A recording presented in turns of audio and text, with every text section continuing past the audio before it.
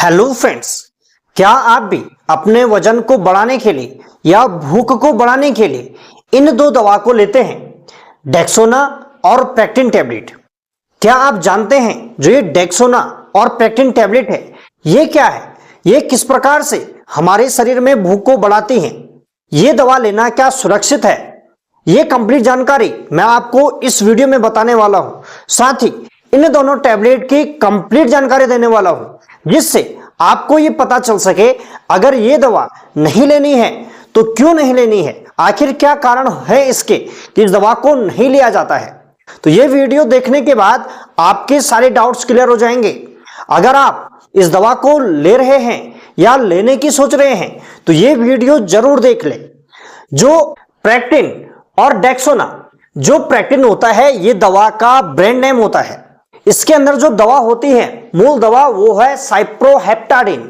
और जो ये साइप्रोहेप्टाडिन है ये दवा का मूल नाम है, जिसे हम जेनेरिक नाम कहते हैं। मार्केट में इसके और भी पॉपुलर ब्रांड होंगे, लेकिन अगर आप इसका कंपोजिशन में देखेंगे तो आपको पता चलेगा कि इसके अंदर जो दवा होती है वो होती है साइप्रोहेप्टाडिन, और ये प्रेक्टिन के नाम से सबसे ज्यादा बिकती हैं, तो ये इसका ब्रांड नेम है।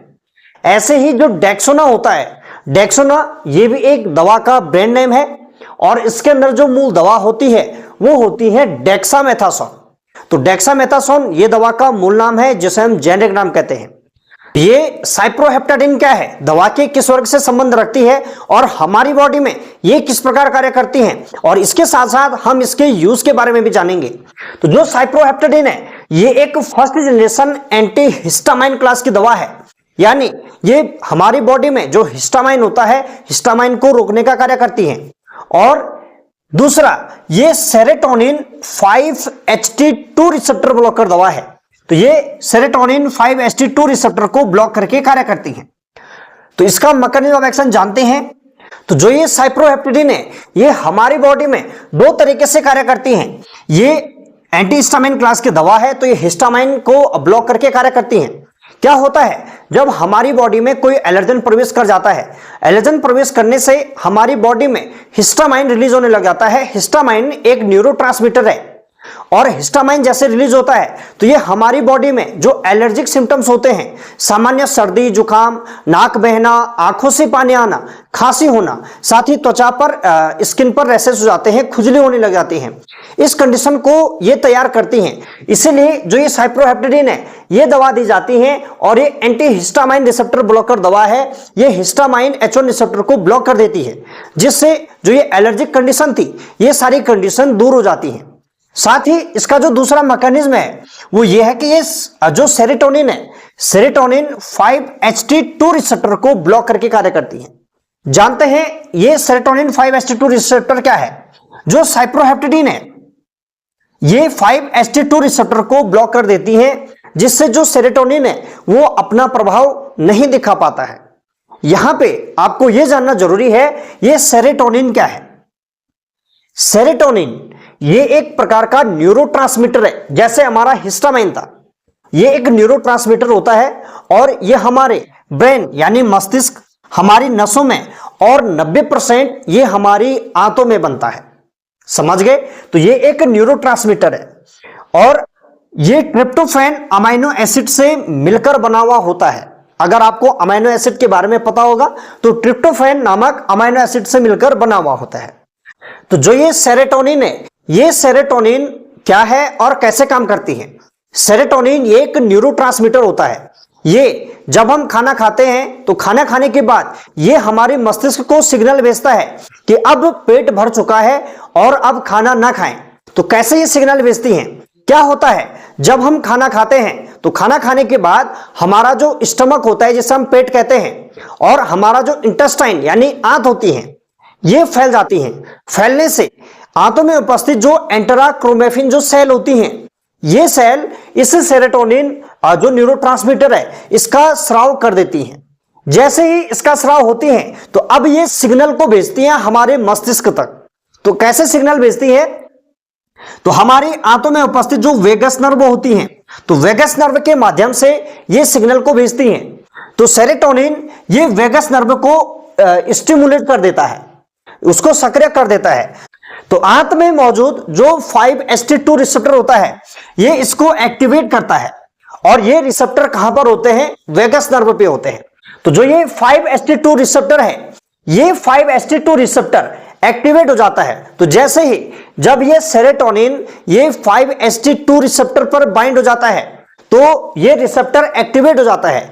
एक्टिवेट होने से ये सिग्नल को भेजता है वेगस नर्व के माध्यम से हमारे मस्तिष्क में उपस्थित जो हाइपोथैलेमस होता है हाइपोथैलेमस में, और हाइपोथैलेमस इसके प्रति प्रक्रिया देता है, और प्रक्रिया देने के बाद ये देता है कि पेट भर गया है, अब खाना बंद करो, जिससे व्यक्ति फिर खाना बंद कर लेता है। और आपने देखा होगा जब आपको भूख लगती है आप खाना खाते हैं, 4 रोटी जिसकी कैपेसिटी जितनी होगी, उसके बाद व्यक्ति कहता है कि नहीं अब मुझे नहीं देना है। तो इसका मतलब क्या है कि जो हाइपोथैलेमस है वहां तक सिग्नल पहुंच चुका है कि पेट भर गया है। अब यहां पे क्या होता है, जो ये साइप्रोहेप्टेडिन है, ये साइप्रोहेप्टेडिन कैसे कार्य करती है? तो साइप्रोहेप्टेडिन क्या करती है, देखो जो सेरोटोनिन होता है, सेरोटोनिन एक्टिवेट करता है 5-HT2 रिसेप्टर को, और जैसे ही 5-HT2 रिसेप्टर एक्टिवेट होता है तो वेगस नर्व के माध्यम से सिग्नल जाता है हमारे हाइपोथैलेमस में, और हाइपोथैलेमस में जैसे सिग्नल जाता है तो हाइपोथैलेमस इसके प्रति प्रक्रिया देता है और व्यक्ति खाना बंद करता है, पेट भर जाता है। तो यानी इससे भूख कम हो जाती है।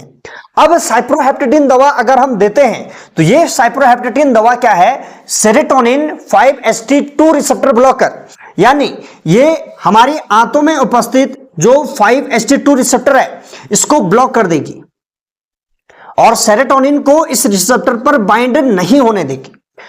अब अगर इस 5-HT2 रिसेप्टर पर जब सेरोटोनिन बाइंड नहीं हो पाएगा तो क्या होगा? जो ये सिग्नल है ये वेगस नर्व के माध्यम से हमारे हाइपोथैलेमस तक नहीं पहुंचेगा, और नहीं पहुंचेगा तो उससे क्या होगा? जो हाइपोथैलेमस प्रक्रिया दे रहा था कि आप खाना बंद करो, तो ये सिग्नल उसको नहीं मिलेंगे। इससे क्या होगा? व्यक्ति खाना खाएगा, यानी व्यक्ति की भूख बढ़ जाएगी। समझ गए? क्योंकि हाइपोथैलेमस तक वो सिग्नल गए ही नहीं कि आपका पेट भर चुका है, अब खाना बंद करें। अब अगर ये सिग्नल नहीं जाएगा तो व्यक्ति को क्या लगेगी? भूख लगेगी, और भूख लगेगी साथ में जल्दी जल्दी भूख लगेगी, और व्यक्ति ज्यादा खाना खाएगा और व्यक्ति का वेट बढ़ जाएगा। समझ गए? इस प्रकार ये साइप्रोहेप्टेडिन दवा कार्य करती है। अब यहां पे आपके माइंड में एक सवाल आ रहा होगा कि जब हमने जो साइप्रोहेप्टेडिन दवा दी तो इससे क्या हुआ? ये रिसेप्टर ब्लॉक हो गया और भूख बढ़ना चालू हो गया। अब सेरोटोनिन का लेवल तो हमारी बॉडी में बन रहा है, तो क्या होगा? जो ये सेरोटोनिन है, सेरोटोनिन हमारी बॉडी में बनता रहता है और टूटता रहता है। तो क्या होता है? जो ये आवश्यकता से ज्यादा जब सेरोटोनिन हो जाता है, जब ये अपने रिसेप्टर पर बाइंड नहीं होगा तो ये सेरोटोनिन का रीअपटेक हो जाता है। तो रीअपटेक होने से जो हमारी जो सेल होती हैं वे सेल इसे वापस खींच देते हैं सेरोटोनिन को। साथ ही जो अन्य जो सेरोटोनिन होगा इसका मेटाबॉलिज्म हो जाता है, हमारा लीवर इसे मेटाबॉलिज कर देता है, और अन्य जो सेरोटोनिन है इसे यूरिन के माध्यम से बाहर निकल जा सकता है। और बॉडी के अंदर ऐसा भी मैकेनिज्म है कि ये सेरोटोनिन को क्या करती हैं? तोड़ देती हैं और इनएक्टिव बना देती हैं। तो इसलिए आवश्यकता से ज्यादा बने हुए जो सेरोटोनिन है वो क्या करते हैं? नुकसान नहीं करती हैं। समझ गए? तो इस प्रकार जो ये सेरोटोनिन है ये कार्य करती है। और अगला जो कार्य है वो सेरोटोनिन का है, ये हमारे मूड को नियंत्रित करता है, जिससे व्यक्ति खुश महसूस करता है, व्यक्ति को शांति महसूस होती है। किसके कारण? सेरोटोनिन के कारण। अगर सेरोटोनिन की कमी हो जाए हमारी बॉडी में तो व्यक्ति डिप्रेशन में चला आता है, व्यक्ति को एंजाइटी होने लग जाती है, चिंता होने लग जाती है। तो आपने अक्सर देखा होगा अगर सेरोटोनिन की कमी हो जाती बॉडी में तो सेरोटोनिन को बढ़ाने वाली दवाएं दी जाती हैं, जिसे हम SSRI कहते हैं। तो सेरोटोनिन के जो रिएप्टेक होता है, जो वापस हमारी जो नर्व सेल के अंदर जो हमारा सेरोटोनिन जाता है तो उसको नहीं जाना देता है, क्योंकि हमारी बॉडी के लिए सेरोटोनिन की जरूरत है, यानी सेरोटोनिन की मात्रा हमारी बॉडी में बढ़नी चाहिए। तो जैसे इसके लिए जो डेपोक्सिटिन एक दवा आती है, तो डेपोक्सिटिन दवा, पैरोक्सिटिन दवा, फ्लुक्सिटिन और सिट्रालिन, ये जैसे दवा आती हैं तो ये हमारे क्या करती हैं? डिप्रेशन, एंजाइटी इसको दूर करने का कार्य करती हैं। तो कैसे काम करती है? ये सेरोटोनिन के लेवल को मेंटेन रखती हैं, बढ़ा देती हैं, जिससे व्यक्ति अपने को स्वस्थ महसूस करता है, खुश महसूस करता है। इस प्रकार ये दवा कार्य करती है। तो ये था इसका मैकेनिज्म ऑफ एक्शन के साथ साथ इसके यूज। तो आप समझ गए जो साइप्रोहेप्टेडिन है, साइप्रोहेप्टेडिन कैसे कार्य करती है। तो साइप्रोहेप्टेडिन सामान्यतः ये एंटी एलर्जिक दवा है, सामान्य सर्दी जुकाम इनको कवर करने का कार्य करती हैं, लेकिन ये भूख बढ़ाने का भी कार्य करती हैं। और ये जो भूख बढ़ाना है ये इसका साइड इफेक्ट होता है, यानी इसका जो मेन काम है वो है हमारी बॉडी में एलर्जिक कंडीशन को ठीक करना। तो ये इसका साइड इफेक्ट होता है कि हमारी बॉडी में ये भूख बढ़ाने का कार्य करती हैं और इस साइड इफेक्ट को हम यूज के रूप में लेते हैं और ये भूख बढ़ाने का कार्य करती हैं। अब जानते हैं जो ये साइप्रोहेप्टेडिन टैबलेट है इसका साइड इफेक्ट क्या होता है। तो सामान्यतः इसका साइड इफेक्ट क्या है, ये H1 रिसेप्टर ब्लॉकर है, तो ये क्या करती हैं, नींद लाती हैं, सुस्ताई लाती हैं। साथ ही ये सेरोटोनिन 5:2 रिसेप्टर ब्लॉकर दवा है, तो ये हमारे वजन को बढ़ा सकती है और ये फैटी लिवर भी कर सकता है। साथ ही कॉन्स्टिपेशन हो सकता है, ड्राई माउथ हो सकते हैं और हेडेक हो सकता है। तो ये कुछ ये साइड इफेक्ट दिखा सकती हैं। और इस टैबलेट को ग्लूकोमा के केस में नहीं दिया जाता है। साथ ही प्रोस्टेट, अस्थमा या अल्सर से संबंधित किसी प्रकार का प्रॉब्लम है या लीवर से संबंधित प्रॉब्लम है तो उस कंडीशन में इस दवा को नहीं दिया जाता है। तो ये था साइप्रोहेप्टेडिन के बारे में। आशा करता हूं आप इसके बारे में समझ गए होंगे क्यों यह दवा नहीं लेनी चाहिए। अब जानते हैं डेक्सामेथासोन ये एक कॉर्टिकोस्टेरॉइड दवा होती है, यानी ये स्टेरॉइड क्लास की दवा होती है। ये ग्लूकोकॉर्टिकोस्टेरॉइड दवा होती है और जो ये दवा होती है ये दवा हमारी बॉडी में एंटी इंफ्लामेटरी गुण रखती हैं, यानी ये सूजन को कम करने का कार्य करती हैं। साथ ही ये हमारी जो ओवर रिएक्टिव जो इम्यून सिस्टम है उसको मेंटेन रखने का कार्य करती हैं, उसको सप्रेस करने का कार्य करती हैं।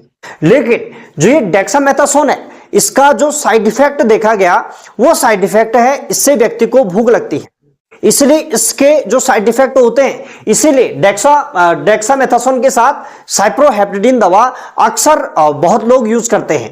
लेकिन ये इसका साइड इफेक्ट है इसलिए इसको नहीं लेना होता है। अगर आप डेक्सामेथासोन की कंप्लीट जानकारी जानना चाहते हैं, आखिर डेक्सामेथासोन क्यों नहीं लेना चाहिए, इसके क्या क्या साइड इफेक्ट होते हैं, ये एक स्टेरॉइड दवा है तो स्टेरॉइड दवा क्यों नहीं लेना चाहिए, इसके ऊपर मैं सेपरेट वीडियो बना चुका हूं। इसका लिंक आपको डिस्क्रिप्शन बॉक्स में मिल जाएगा जहां से आप इसके बारे में जान सकते हैं। अब वीडियो के लास्ट में हम इस पर आते हैं, आखिर क्या भूख लगने के लिए इन दो दवा को लेना सेफ है। यहां पे देखिए जो ये डेक्सामेथासोन है ये एक स्टेरॉइड दवा है। स्टेरॉइड दवा होने के कारण ये इसका साइड इफेक्ट है कि इससे व्यक्ति को भूख लगती है। साथ ही अगर आप इस डेक्सामेथासोन के कंप्लीट साइड इफेक्ट के बारे में जानेंगे तो आपकी आंखें खुल जाएंगी, इसलिए वो वीडियो जरूर देख लें। तो इसको लेने से लंबे समय तक अगर व्यक्ति लेगा, इसको लेने से क्या होगा, हमारी मांसपेशियां वीक हो जाती हैं, ये हमारे शरीर में पानी की मात्रा को बढ़ा देती है जिससे व्यक्ति फुला हुआ महसूस करता है और व्यक्ति को ऐसा लगता है कि शायद मेरा वजन बढ़ रहा है, लेकिन ऐसा नहीं है क्योंकि ये इसका साइड इफेक्ट है, ये बॉडी में पानी को रोकने का कार्य करती है। तो ये हमारी हड्डियों को कमजोर कर देती हैं और भी इसके बहुत सारे साइड इफेक्ट हैं। इसके लिए आप एक बार इस वीडियो को जरूर देख लें। साथ ही जो ये साइप्रोहेप्टेडिन है, साइप्रोहेप्टेडिन का भी ये एक साइड इफेक्ट है और इस प्रकार ये क्या करती है, हमारी भूख को बढ़ाती है। अब यहां पे जो ये दवा है ये दवा तब लेना सुरक्षित माना जाता है जब आप इसको शॉर्ट टर्म के लिए ले रहे हो, यानी 1 या 2 दिन के लिए या 5 दिन के लिए। लेकिन अगर आप मोटा होना चाहते हैं, अपनी बॉडी बनाना चाहते हैं, भूख को बढ़ाना चाहते हैं, उस कंडीशन में बिल्कुल भी इस साइप्रोहेप्टेडिन और डेक्सामेथासोन दवा का बिल्कुल प्रयोग न करें। इसके जितने लाभ हैं इससे ज्यादा दुगने इसके साइड इफेक्ट हैं। और इसका जो सबसे खतरनाक साइड इफेक्ट है, अगर आप इसको लेते हैं तो इसको लेने के बाद इसकी लत पड़ जाती है, ये एडिक्शन कर देता है। तो व्यक्ति क्या होगा, जब आप इस दवा को लेंगे तभी आपको भूख लगेगी और अगर आप इस दवा को नहीं लेंगे तो आपकी भूख बिल्कुल बंद हो सकती है। साथ ही जो ये डेक्सामेथासोन है ये एक कॉर्टिसोल हार्मोन की तरह कार्य करती है। तो कॉर्टिसोल हार्मोन जो हमारी किडनी के अंदर एड्रिनल ग्लैंड बनाती है, तो एड्रिनल ग्लैंड इस कॉर्टिसोल हार्मोन को बनाती हैं और कॉर्टिसोल हार्मोन ये सारे कार्य करती है, हमारी बॉडी का मेटाबॉलिज्म, चयापचय इत्यादि क्रिया को नियंत्रित करती है। अगर आप बाहर से ही डेक्सामेथासोन लंबे समय तक लेंगे तो हमारी बॉडी में जो नेचुरल रूप से जो कॉर्टिसोल हार्मोन बन रहे थे वो नहीं बन पाएगा। अगर वो नहीं बनेगा तो हमें इसकी एडिक्शन हो जाएगी, बॉडी कमजोर हो जाएगा और हमें फिर ये दवा लेना मजबूरी हो जाता है। अब अगर कोई व्यक्ति इस दवा को ले रहा है और इस दवा की लेने की सोच रहा है तो बिल्कुल मेरी सलाह है आप इस दवा को बिल्कुल बंद करें और इस टैबलेट को डॉक्टर की सलाह पर ही लिया जाए तो वो बेटर होता है, खुद से इस दवा को बिल्कुल ना लें। अब यहां पे मैंने आपको कहा डॉक्टर की सलाह पर आप इस दवा को भूख बढ़ाने के लिए ले सकते हैं, तो आपके माइंड में आ रहा होगा कि डॉक्टर क्यों इस दवा को लिखे, अगर इस दवा के इतने खतरनाक साइड इफेक्ट है। तो ये जो डेक्सोना और पैक्टिन टैबलेट है, इस टैबलेट को भूख बढ़ाने के लिए, वजन बढ़ाने के लिए तभी लिया जाए जब आपके डॉक्टर आपको सलाह दें, और डॉक्टर की निगरानी में ही ये दवा दी जाती है। अब आपके माइंड में ये सवाल आ रहा होगा कि डॉक्टर क्यों, मैं तो खुद इस दवा को ले सकता हूं। तो जान लें, सबसे पहले आपको कारण पता होना चाहिए कि आखिर आपको भूख क्यों नहीं लग रही है। अगर आप इसके कारण को जानना चाहते हैं तो डॉक्टर इसके कारण ही जानते हैं कि आखिर इस व्यक्ति को भूख क्यों नहीं लग रही है। तो भूख न लगने के क्या क्या कारण हो सकते हैं। सबसे पहले व्यक्ति को क्या हो सकता है, गैस, अपच, एसिडिटी हो सकती है, और कब्ज के कारण व्यक्ति को भूख नहीं लगती है। क्या पता उस वजह से व्यक्ति को भूख ना लग रही हो और आप इस दवा को ले रहे हैं, तो ये तो गलत है। तो इसके लिए आपको इनका ट्रीटमेंट करना होगा। साथ ही अगर आपकी लीवर में कोई प्रॉब्लम चल रही हो, लीवर की प्रॉब्लम के कारण आपको भूख नहीं लग रही हो, या आप स्ट्रेस ज्यादा ले रहे हैं, आप तनाव ज्यादा ले रहे हैं जिस कारण आपको भूख नहीं लग रही है, साथ ही एंजाइटी, डिप्रेशन, या आपको थायराइड से संबंधित कोई प्रॉब्लम तो नहीं हो रही हो, या डायबिटीज तो नहीं है, क्या पता डायबिटीज के कारण आपको भूख न लग रही हो। साथ ही अगर आपको बुखार चल रहे हो तो बुखार के कारण भूख न लग रही हो। टीबी, अगर आपको टीबी के सिम्टम्स हो रहे हैं उस कारण से भी व्यक्ति को भूख नहीं लगती है। साथ ही वायरल बुखार है, या आयरन डिफिशियंसी, अगर बॉडी में आयरन का लेवल कम है तो आयरन के लेवल कम होने से, या विटामिन B12 की कमी है तो विटामिन B12 की कमी से भी व्यक्ति को भूख नहीं लगती है। और किसी प्रकार की कमजोरी हो, या कोई एंटीबायोटिक्स आप ले रहे हैं जिस कारण से भी उनके साइड इफेक्ट के कारण आपको भूख ना लग रहा हो। साथ ही कोई पेन किलर ले रहे हो, या SSRI दवा, सेरोटोनिन रीअपटेक इनहिबिटर दवा ले रहे हो जिस कारण सेरोटोनिन की मात्रा हमारी बॉडी में ज्यादा बन रही है, जिस कारण ये क्या कर रही है, पेट भर गया का सिग्नल दे रही है। क्या पता इस वजह से भूख न लग रही हो। और भूख न लगने के क्या क्या कारण हो सकते हैं। अगर व्यक्ति समय पर खाना ना खा रहा हो, जंक फूड ज्यादा ले रहा हो, और समय पर सो नहीं रहा हो, अगर व्यक्ति का नींद पूरा नहीं होता है उस कंडीशन में भी व्यक्ति को भूख नहीं लगती है। और अगर व्यक्ति बीड़ी या चाय का ज्यादा सेवन करता है उस कंडीशन में भी व्यक्ति को भूख नहीं लगती है। तो इस कंडीशन में आपको एक बार डॉक्टर को दिखाना जरूरी होता है। तो क्या आपको इन प्रॉब्लम के कारण या इसके अलावा कोई अन्य प्रॉब्लम के कारण भूख ना लग रही हो, इसीलिए डॉक्टर इन सभी का इलाज करते हैं और ये दवा देने की आवश्यकता नहीं पड़ती है। तो इसीलिए इस दवा का प्रयोग नहीं करना चाहिए। तो ये कंप्लीट जानकारी थी पैक्टिन और डेक्सोना टैबलेट के बारे में। अगर जानकारी अच्छी लगी हो तो वीडियो को लाइक, शेयर और चैनल को सब्सक्राइब करें, और इस वीडियो को अपने फैमिली मेंबर्स और अपने दोस्तों में जरूर शेयर करें, जिससे अगर वे इस दवा को ले रहे हैं या लेने की सोच रहे हैं इससे वे बच सके। तो जानकारी यदि अच्छी लगी हो तो वीडियो को जरूर लाइक करें, और डेक्सामेथासोन के बारे में कंप्लीट जानकारी जानना है तो जरूर इसके बाद उस वीडियो को जरूर देखें, आपके सारे डाउट्स क्लियर हो जाएंगे।